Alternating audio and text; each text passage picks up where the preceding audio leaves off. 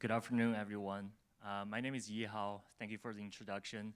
I'm very excited to share our recent work on the headset calibration using an external tracking system.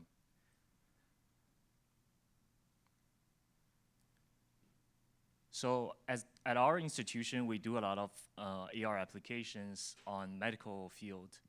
So these are two applications that we did recently. The first one is dental application where you do the crowning of the tooth. And the other one is a neuroscience application where we overlay the brain and anatomy on a phantom head. And we do transcranial magnetic simulation over the head.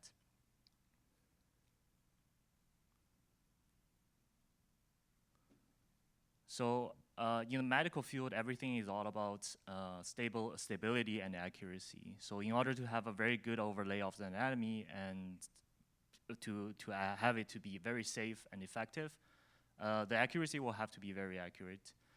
And for our work, it's all about establishing the transformation between the virtual space and the real space so that the overlay is exactly on point. Especially in our application where we do robotics-assisted procedure, this became even more important because if it's not accurate, then the robot will hit the patient or subject or the operators.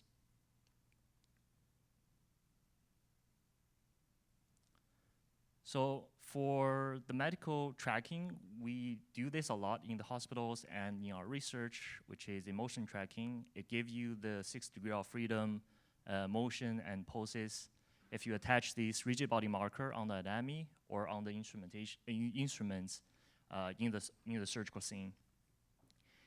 And this camera is an infrared camera that shoots out lights that bounces back from these rigid body markers, and you can use that to get the very accurate 6 degrees of freedom poses. And this is usually sub-millimeter if within a reasonable range of the workspace.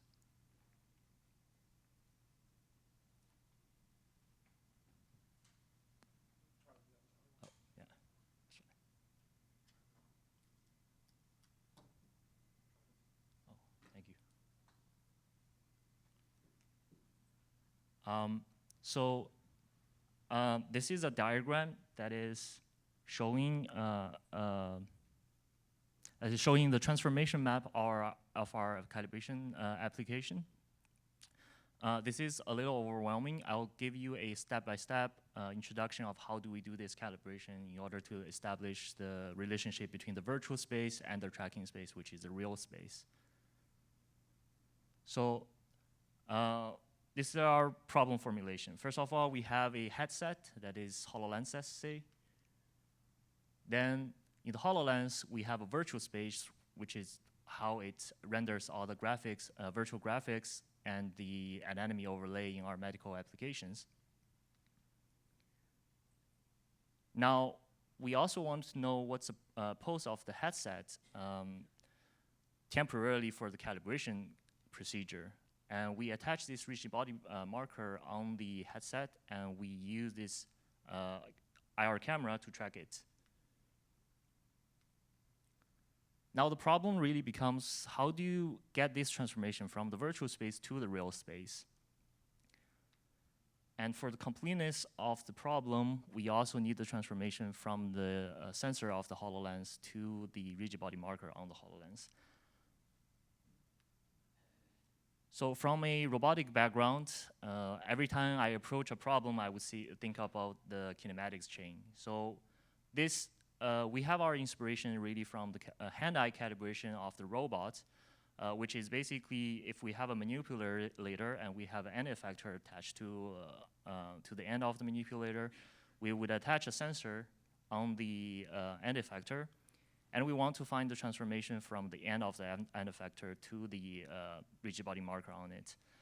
This problem is called hand-eye calibration, and it can be formulated into a AX equal to YB problem where you basically have a complete kinematics chain from the robot base to the end, and another chain from the robot base to the camera to the sensor.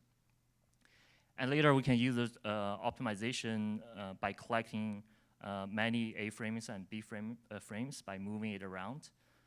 you can solve the X frames and Y frame. And Y frame, if we connect to the scene that we, in our application, that is exactly the virtual space to the real space. So because it is not always easy to have the headset always in the working range of the IR camera, we can instead, after the calibration, once we get the virtual to real calibration results, we can remove the headset, remove basically the rigid body marker on the headset, and instead use the SLAM to do the self-localization. And we can just replace the tracking from the tracking of the headset to the tracking of the instruments in the surgical scene. So we still have the complete kinematics. Now, more compact, if we put it in a more compact way, this is a diagram. So the problem is really formally a AXYB problem. And the known transformation is A and B, and unknown transformation is X and Y. And all these matrices are in the special Euclidean 3 space.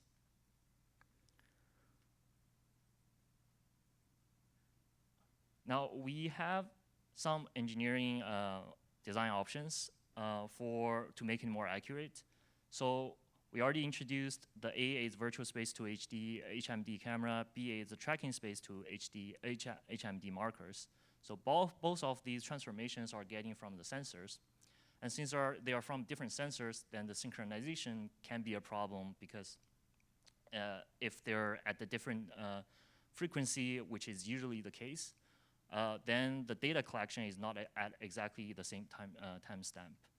That's why we do a synchronization constraint, which basically limits the collection of the unknown data.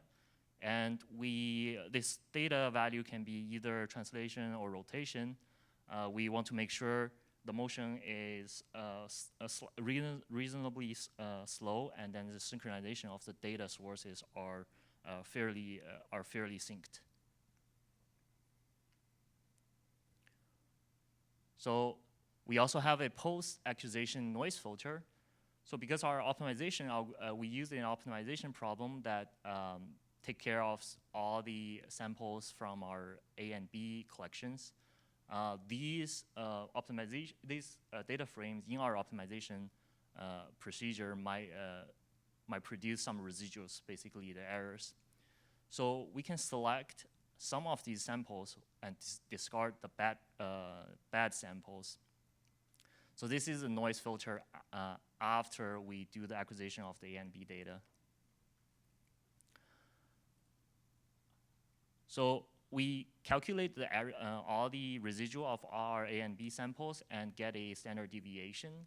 And we choose a k value that is a multiple of these standard deviation. And you can use, in our UI, you can use a toggler to toggle around and see which sigma and k value give you the best results. So this is more of a subjective design option. So we want to see if our two engineering design options give our better results. So in these figures, it shows you that as you collect more and more A and B samples, the error drops significantly. And at the same time, after the noise filter on here, you see a very significant improvement on the accuracy.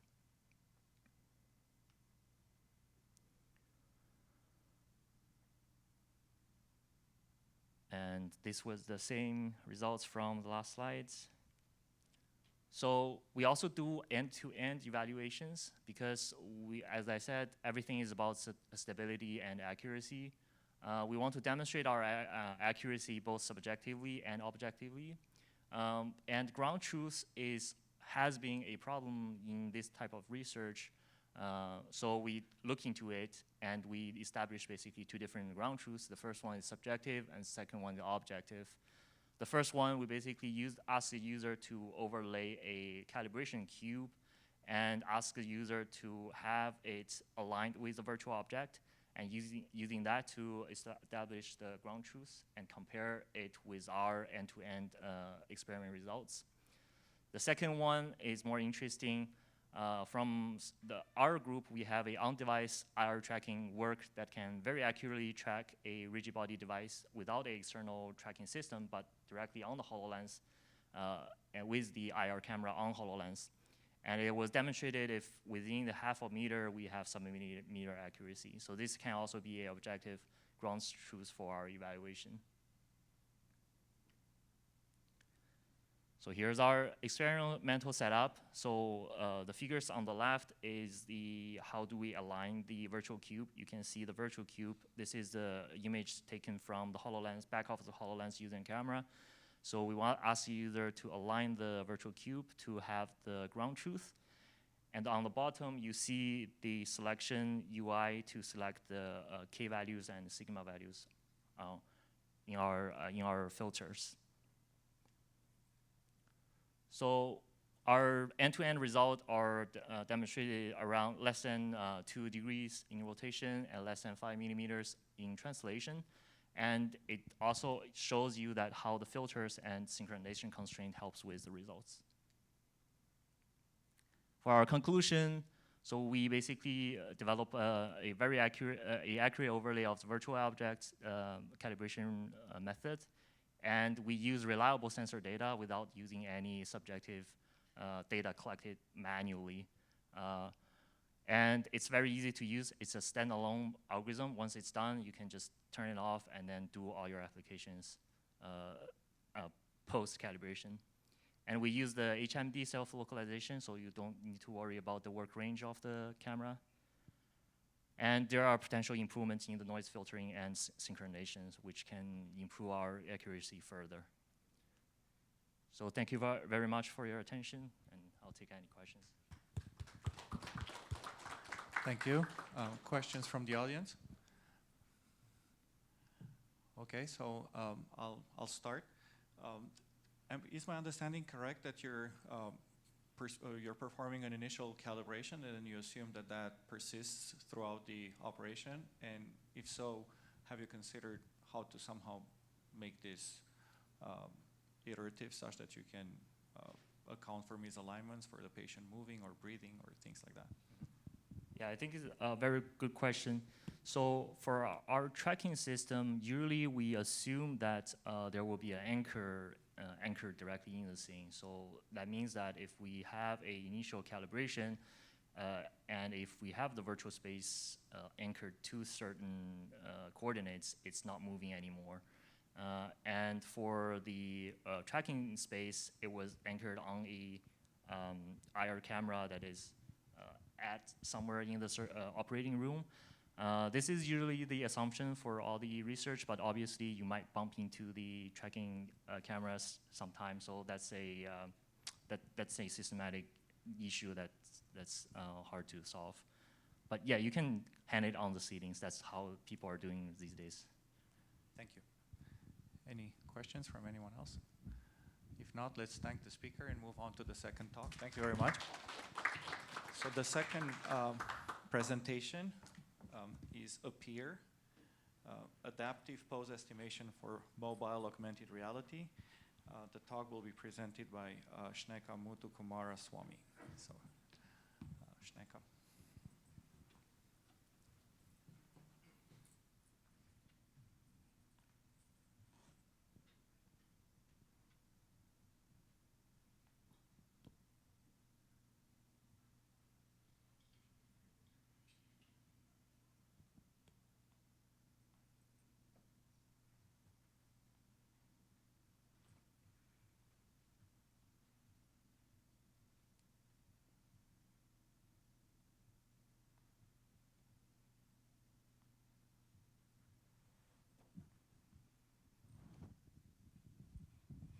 Hello everyone, I'm Muthu Kumara Swamy.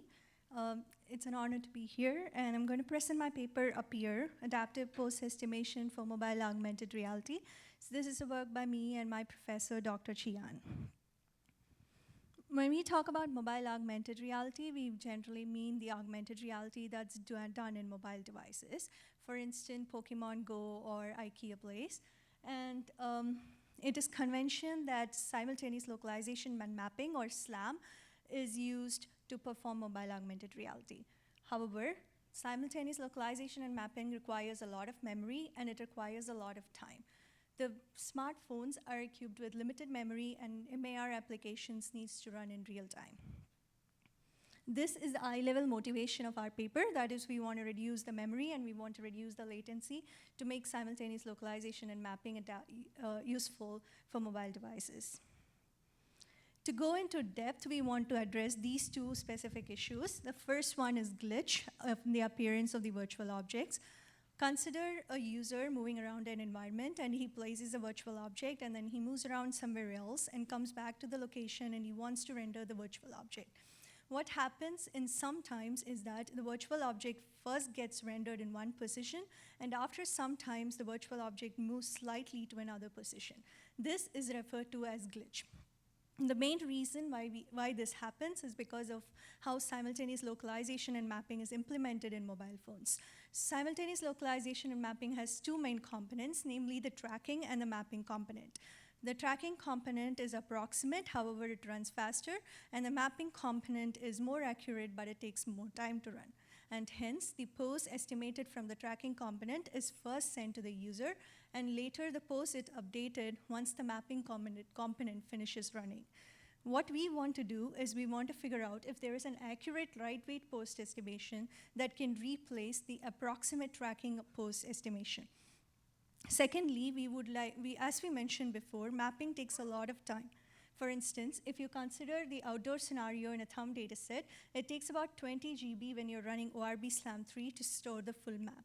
So we want to figure out if there is a way to reduce the space by selectively mapping. This lets us to look into visual odometry, namely the learning-based visual odometry methods. So all the learning-based visual odometry methods are deep learning models which take two images as the input and produce the pose as the output, and there is no mapping that's required. We consider the state-of-art visual odometry method at the time of publication, and we did a deep analysis on this. We provide a high-level results here. For more details, please look into the paper. We think tartan Vivo is very suitable because it can handle intrinsic ambiguity, and it also generalizes well.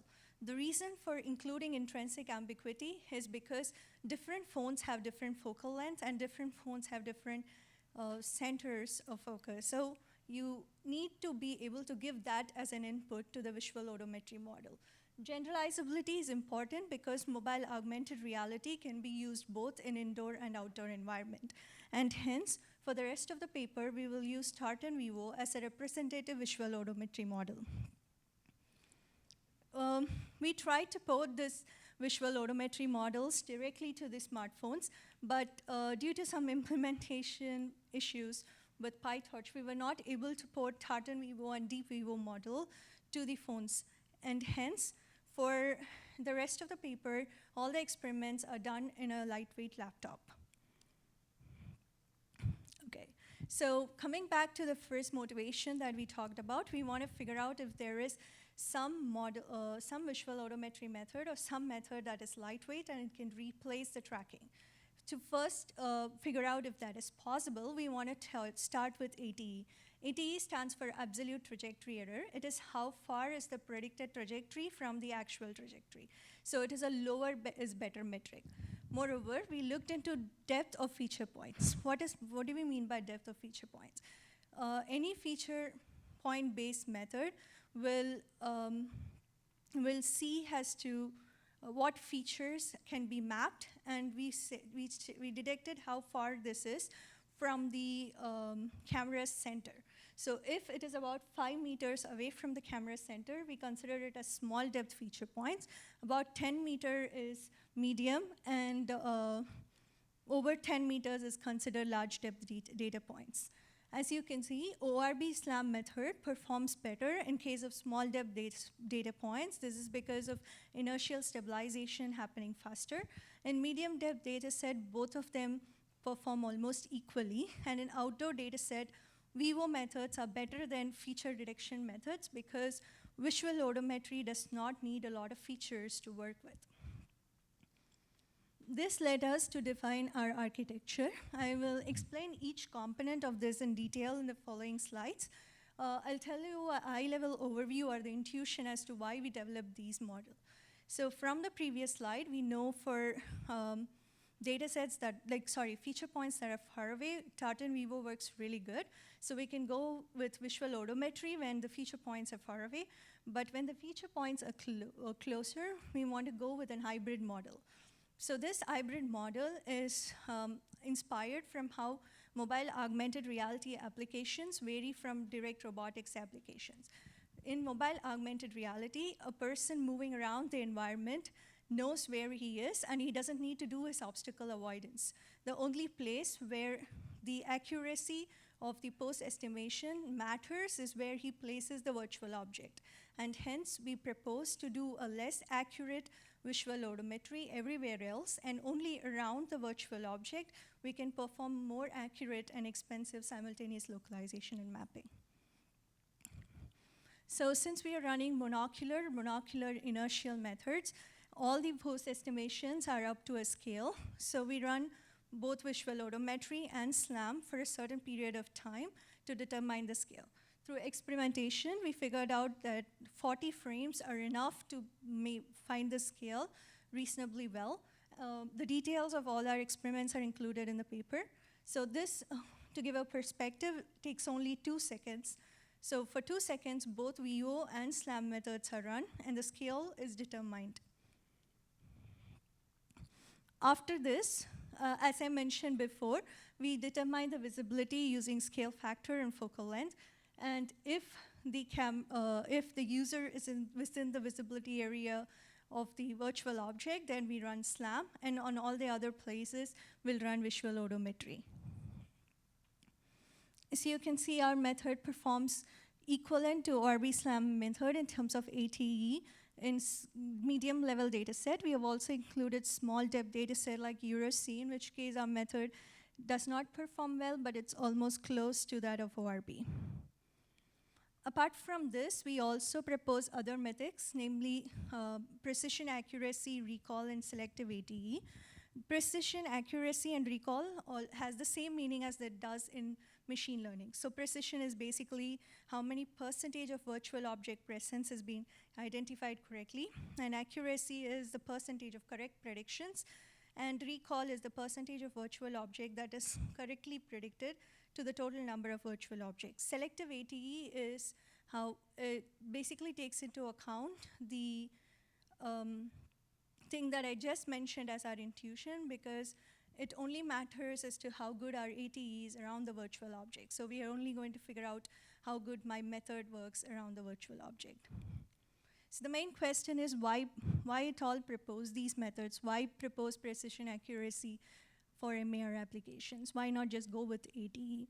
So the main reason is in this tabular column. Precision, we want it to be really good, and it is for most of the algorithms. The main difference occurs in accuracy. Remembering from the previous slide, for small level data sets, ORB SLAM 3 perform better when compared to Tartan Vivo. However, the accuracy says a different story, because Tartan Vivo has more accuracy when compared to ORB SLAM 3. Similar observation holds good for outdoor data set as well, because according to the ATE, Tartan Vivo has better ATE when compared to ORB SLAM 3. However, the accuracy is opposite. And hence, for an algorithm to be really good for an MAR application, you require the accuracy, precision, as well as ATE to be good, and not just the ATE value. So we show that our method does work good in terms of precision and accuracy, and in terms of recall as well. We show here the results from Thumb and EuroC dataset. We have also included many more datasets since they're in our paper. Here we have included only these two. As you can see, we use lesser memory, which is about 3x times lesser than Thumb, and 30x times lesser in EuroC dataset when compared to ORB SLAM 3. This memory is for when one virtual object is placed. If the user just chooses to place virtual object everywhere he goes, then our algorithm will merge with ORB SLAM 3 in this perspective. And we also use 33% lesser time when compared to Tartan Vivo dataset. So in summary, we provided an empirical evaluation that shows that Tartan Vivo can replace SLAM in large depth feature points. And we also showed how to integrate Vivo and SLAM method and get comparable ATE with less memory. We also showed the importance of accuracy, precision, recall as metric for all MAR applications. We evaluated and showed the performance of our method is in par with ORB SLAM 3 in terms of accuracy, precision, and recall. So that's it. Thanks a lot for listening. Please feel free to contact me.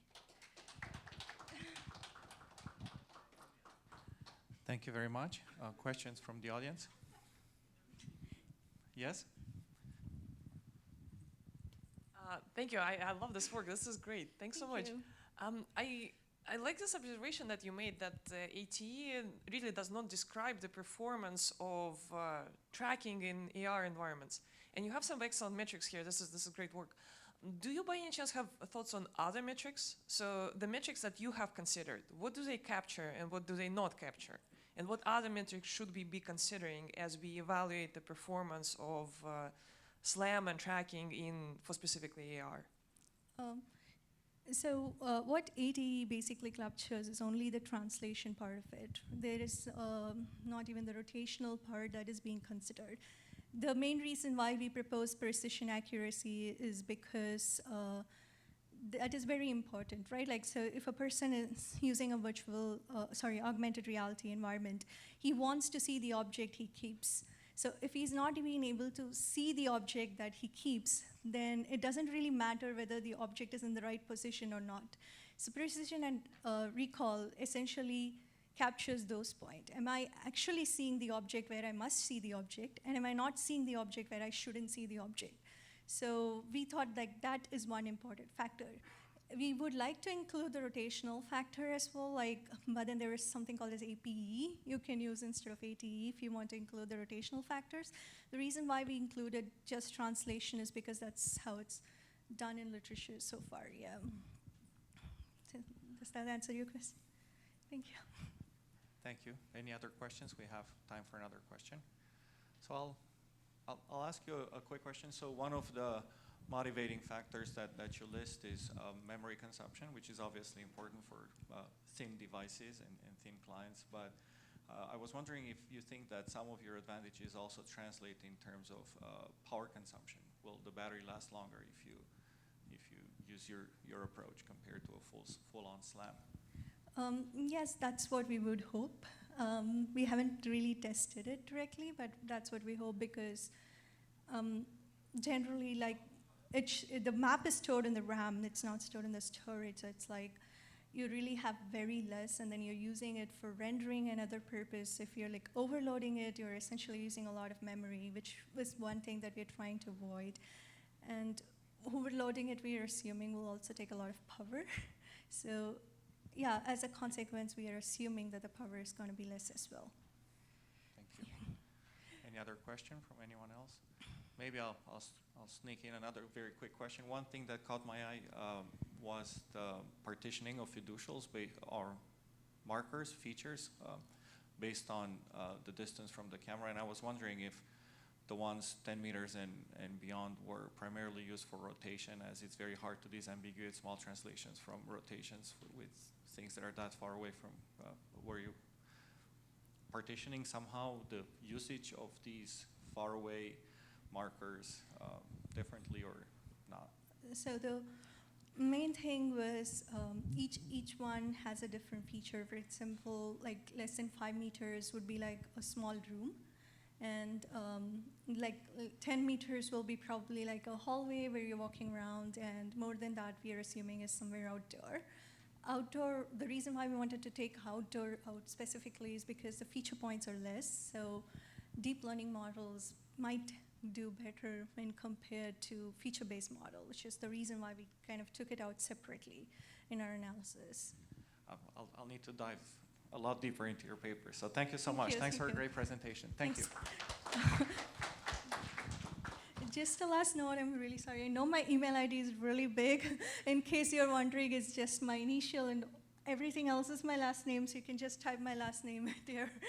Thank you. Thank you. Let's move on to our third presentation. So the third presentation is tracking eye position and gaze direction in near eye volumetric displays. And the paper is going to be presented by its first author, Marek Wernikowski. So welcome, and the floor is yours.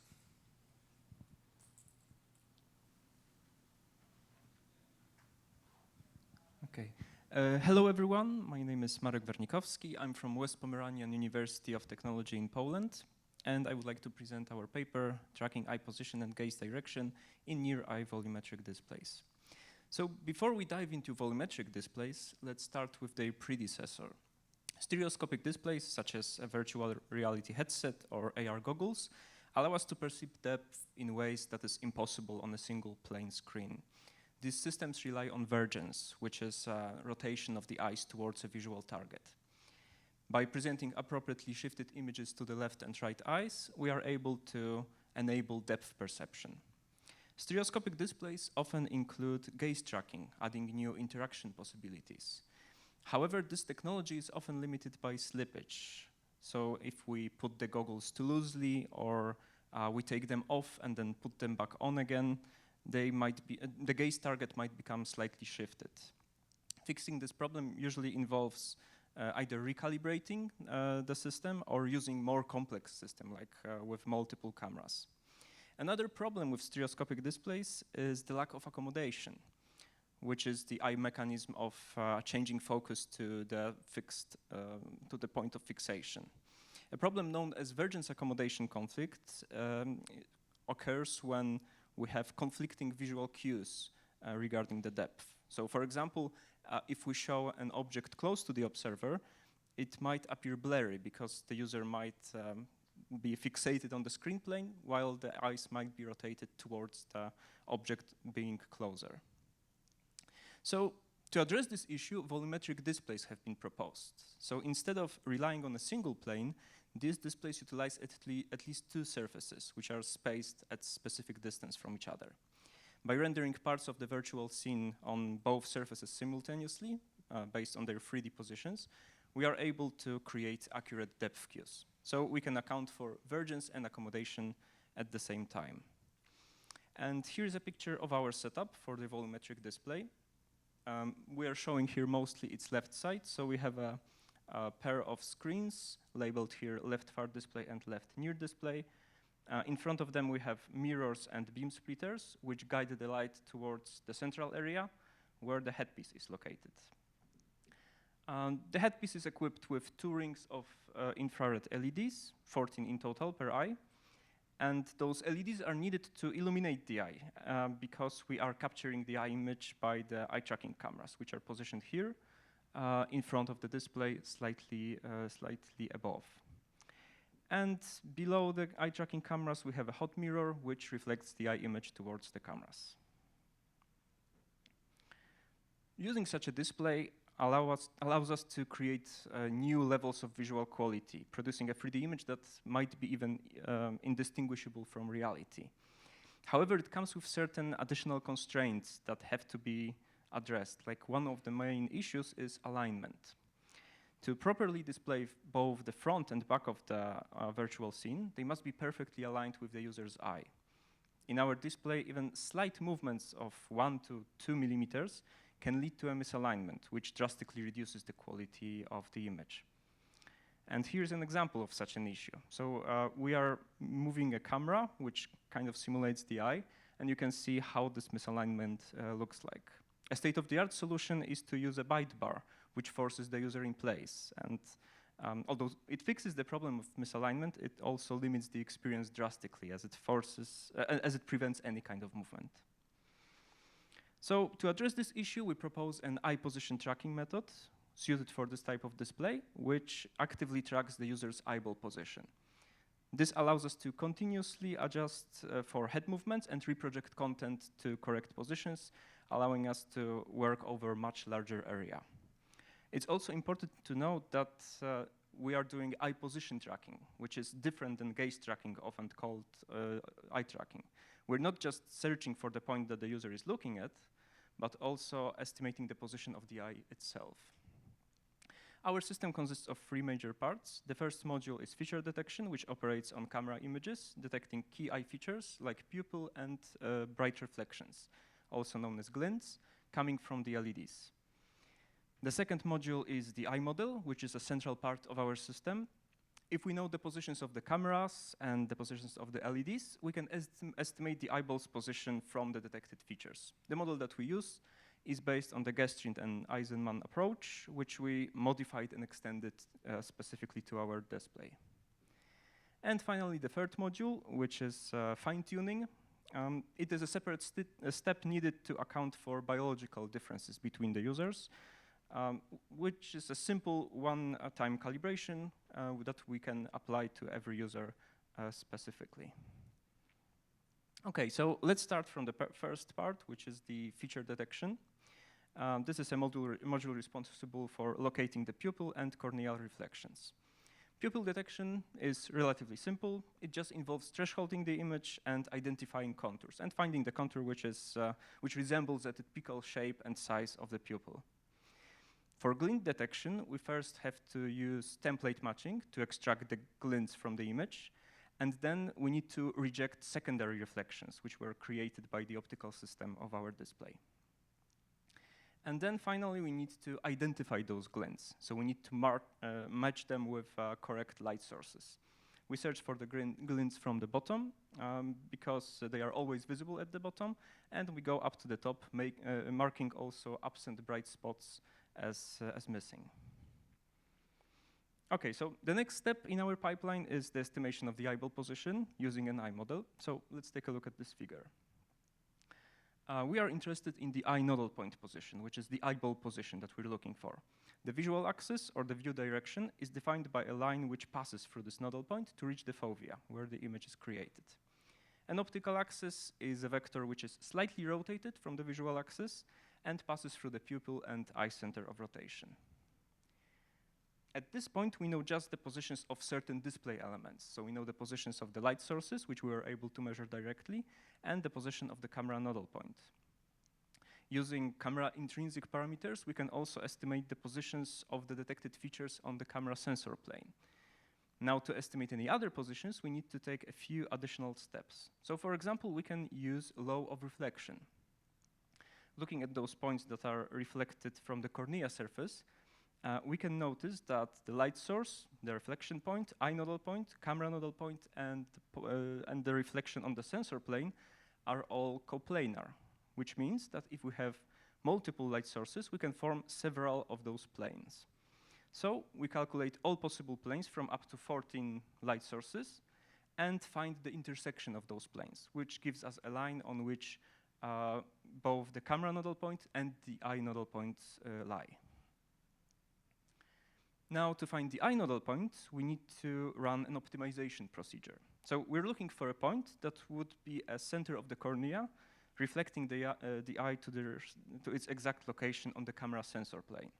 Since there's only one unique solution for all the involved variables, we can accurately calculate the eye position and the eye nodal point position, which is sufficient to proceed with the tracking process.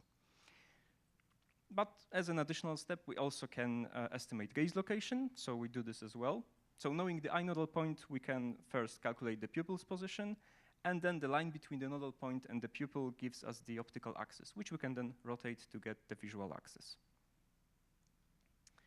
Okay, so now the third step of our procedure, which is fine-tuning. As everyone's eyes vary slightly, we need to correct the model estimates to ensure the highest accuracy.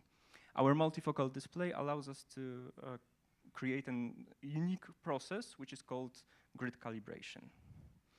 So this grid calibration runs as follows. We present the user with two grids rendered on two planes separately. Then the user is asked to move the corners of the grid on the front plane so that from their perspective, both of those grids are aligned.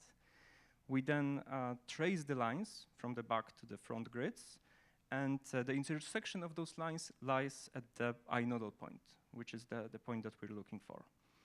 We can then use this position to calculate an offset between the estimations from the model and the value that we get from this grid calibration. This process has to be performed only once, and the results can be reused for any future interactions with the display. As I mentioned before, we also want to perform gaze tracking, so we have a second part of the procedure. During grid calibration, we ask the user to look at 15 markers scattered across the view field. And for each marker, we compare the expected gaze direction with the model-based estimations. In this case, a simple offset does not really suffice because this relationship is nonlinear. So we calibrate a polynomial with 6 coefficients, which transform the estimated gaze angles to the fine-tuned values. And here are a few examples of our system in action. So both videos were recorded after calibration and user repositioning. The green dot shows the estimated eye position projected onto the image plane. In the left video, the user moves within the eye box area, and we can see that the tracking is working properly, even though the location of the user is different than during calibration. In the right video, gaze tracking is demonstrated, also from the user being at a different location than during calibration, and the tracking remains accurate and stable without any additional need for recalibration. We also tested our system numerically to assess the actual errors in eye position and gaze tracking. So for eye position tracking, participants were asked to position themselves at 18 different locations, and we calculated the distance between their actual positions and the model estimates. To see that the effects of slippage and determine whether recalibration is necessary, we also tested participants in 3 different sessions with varying movements, and then we evaluated the effects of fine-tuning. In the first session which was run immediately after calibration, we achieved an error of about 1 millimeter, and without fine-tuning, the error reaches 20 millimeters. The second session was run after a short break, so that the user could reposition themselves freely, and the errors are very similar to the first session, close to 1 millimeter, and without fine-tuning, over 20 millimeters. And in the third session, the user has moved away from the display multiple times throughout the test. And similarly to the previous sessions, the error stays close to 1 millimeter and 20 millimeters without fine-tuning. There is also no statistically significant difference between those trials, which again shows that the recalibration is indeed unnecessary. For gaze tracking, we compared our calibrated method with the standard PCR approach, which operates on a simple distance between the pupil and glint. As you can see, our approach is also significantly more accurate, with an error of about 1.5 degrees, and without fine-tuning, the error reaches 7 degrees, which again shows the importance of fine-tuning. So, to sum up, we developed a tracking system for near-eye volumetric displays, which is able to track both the eye position and gaze direction to enable accurate 3D scene rendering. We eliminated the problem of slippage and allowed the user to move freely around the eye box area. We used multiple glints to achieve an accuracy of about 1 millimeter. And we just require 1 single calibration session per user to get the data that is needed to run this whole system practically forever. So that's it. Thank you very much for your attention.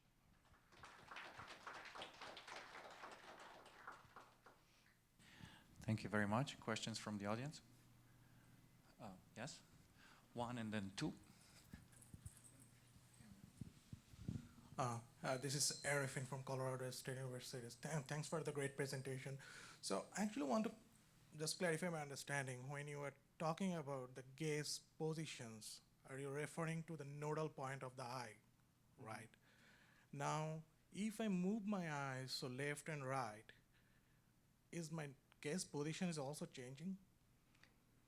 Yes. If you're looking at different position, yes. Then your gaze position is moving. But theoretically, the nodal point should be the same, right? Like yeah, so nodal point actually changes as well. So if your eyes remains stationary, Yes. and you look around, like without moving your eyes, then in theory the center of rotation of the eye stays stationary, Yes. but the eye nodal point changes, so it moves around.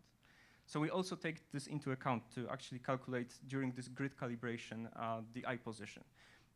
In this slide, maybe I will just go back a bit. Yeah, so here, we're actually not getting a single eye nodal point position. This is a slight simplification of the process. We're getting 4 positions while looking at 4 corners of the grid. And this intersection of those lines coming from those corners is not exactly the eye nodal point. It is a point which is slightly, like half a millimeter further away from the eye nodal point. Yeah. So there's a follow-up question. So if you think of like a commercial head-mounted eye trackers, like any of them, and then one of the common parameters is gaze positions or eye positions, they basically define that as like a pupil positions rather than nodal point positions, like where the rays comes from the center of the pupil. So is that definition of eye positions is different, like from the Yes, so Okay. we are not really using the pupil position, right? Okay. We're using this eye nodal point position as our eyeball position, and we're running this gaze tracking from this point exactly, right? Okay. So if the eye moves, the gaze location moves at the same amount as the eye. Cool. Let's maybe Cool. put it Thank this you. way. Thank you. Henry, did you want to ask a question? Henry, did you have a question? I know that was answered. Okay. One more quick question. My question concerns the reflection that your system is based upon. Do you need to evoke a specific visual input to get these iris reflections that you can then use for your tracking method? Or is it completely independent of the visual input that you display on the device? And are there some hardware requirements as to cameras to get these reflections? So you're asking about those glints that we see on the eyes, right? Yeah, these iris reflections. We have those ring of infrared LEDs. So they are in front of the eyes. They always look the same, or they should look the same at least. So they do not depend on the visual content that we render. Okay, thank you. It's all infrared. Okay, thank you. Sorry to cut you short. Well, we're a little bit short on time, so let's move on to the next talk, obviously over lunch, and right after the session, all speakers are going to be here. So thank you so much. Thank you, Marek. So the fourth talk, the fourth presentation is online. So we will be playing a video first, and the author has indicated, so the author, Zhiming, who has indicated that they are available for live questions. So the fourth paper of the session is an invited TVCG paper, eye-body coordination during daily activities for gaze prediction from full body poses. Let's please go to the video first. Hello everyone, I am Zhiming.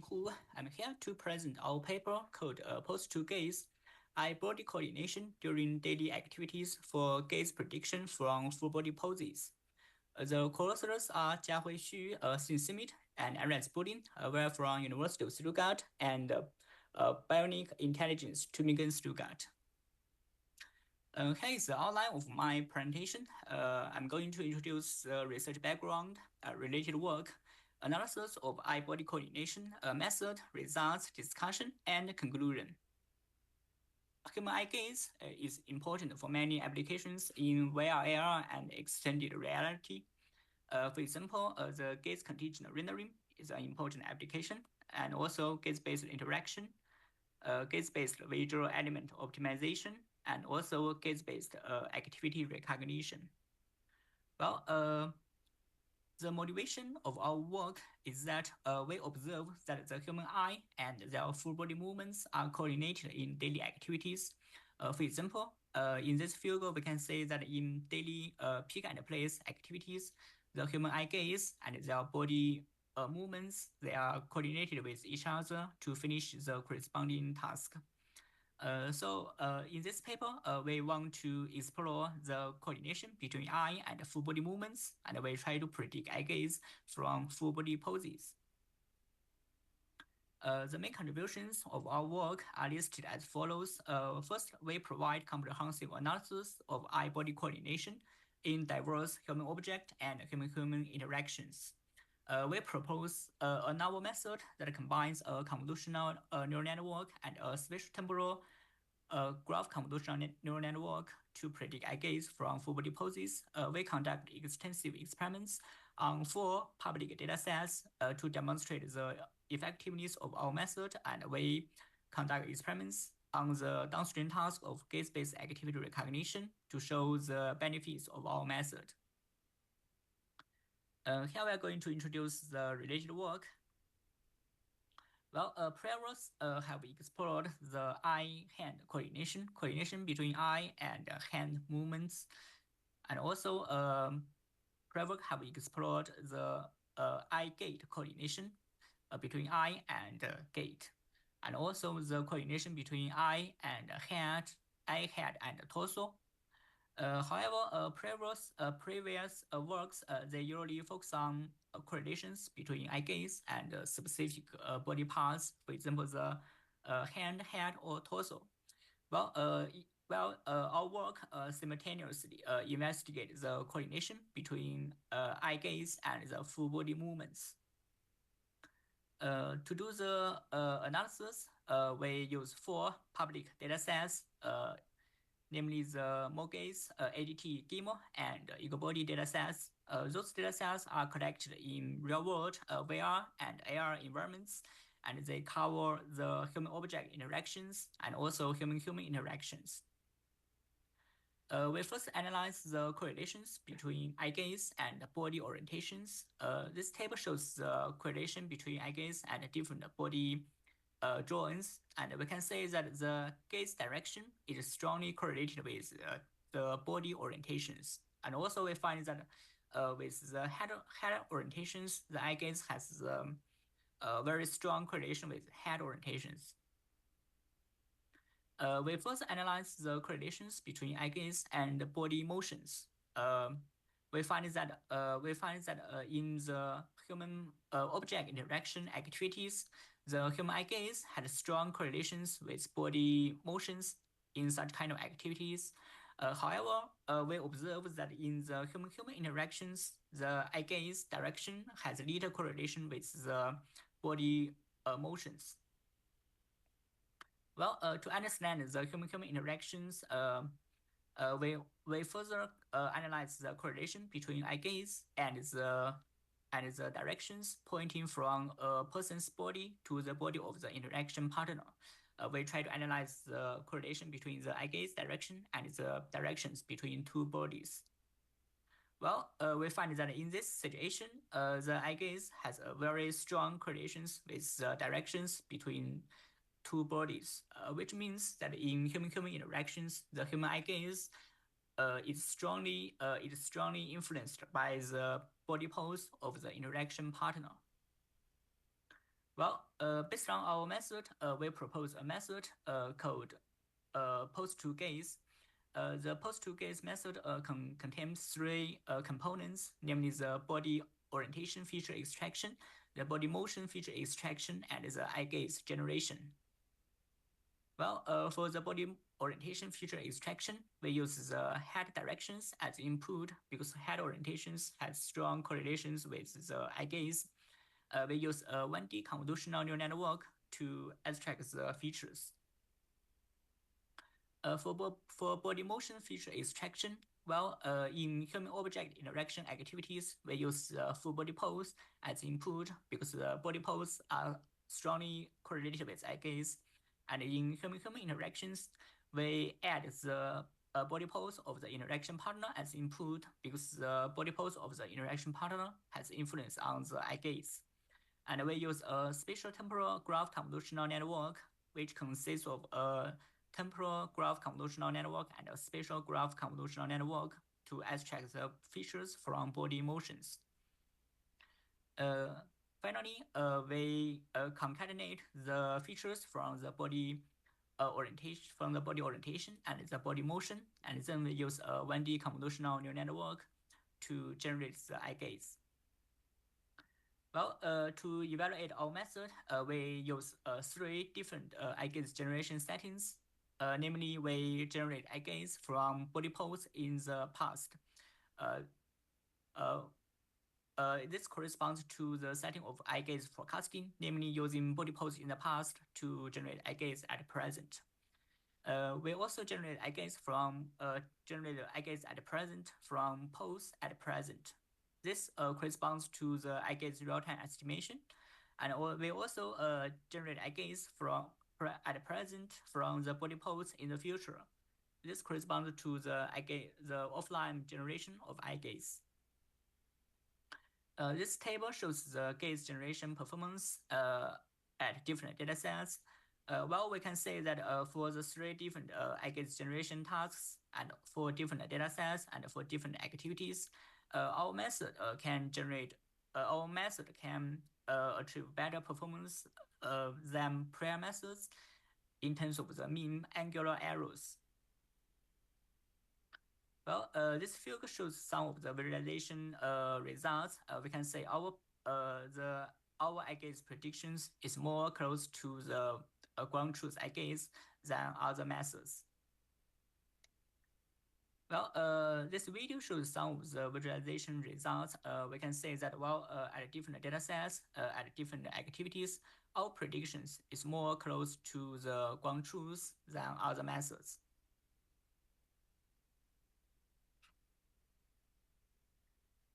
We also performed an ablation study, namely we remove different components used in our method and test their effectiveness. We find that our method consistently outperforms the ablated versions, which shows that each component used in our method contributes to the overall performance. We also evaluate our method on the downstream task of gaze-based activity recognition. Specifically, we use the eye gaze, the ground truth eye gaze, the eye gaze generated by our method, and the eye gaze generated by different by prior methods. We use such kind of eye gaze to do the gaze-based activity recognition. From this table, we can say that that our method can achieve better recognition accuracies than other methods, and our methods is comparable with ground truth eye gaze. Well, we identify some limitations of our work. First, we ignore the influence of the visual scene content on eye-body coordination, because in this work, we mainly focus on the coordination between eye and full body movements, and thus we ignore the visual scene content. Second, our analyses are limited to indoor environments. This is because existing public datasets are all collected in indoor settings, and thus we would like to explore the outdoor settings in the future. Well, in the future, we would like to.